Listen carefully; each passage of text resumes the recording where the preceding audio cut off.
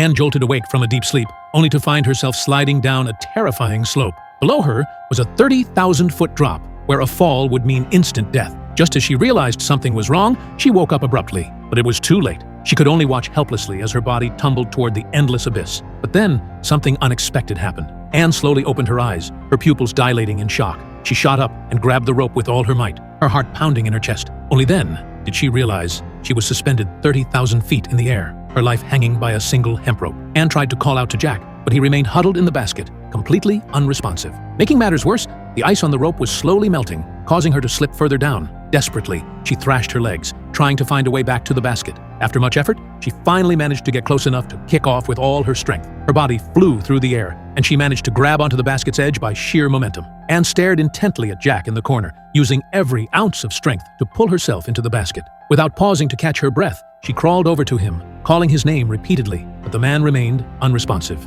As Anne leaned closer in disbelief, she discovered that Jack's heart had stopped beating. Just as Anne was about to give up hope, Jack miraculously came to. The two survivors excitedly discussed their future, but their celebration was cut short when they noticed something strange. The snowflakes that had been falling were now suspended midair, and then began to float upward, as if under a spell. Anne realized it wasn't the snow that was the problem. It was their hot air balloon descending too fast, catching up with the falling snow. At this rate, they would surely be crushed to death. She shouted at Jack to start throwing things overboard. Sandbags, rescue ropes, anything heavy went. Even their valuable winter coats were sacrificed in the name of survival. But despite their efforts, the balloon continued to plummet faster and faster. With nothing left in the basket, Jack instructed Anne to climb onto the ring while he followed with a knife. He planned to cut away the heavy basket to slow their descent. As his movements grew more frantic, the basket's ropes were severed one by one until only two remained. With the ground rapidly approaching, Jack grew increasingly desperate. But in his haste, he lost his grip, his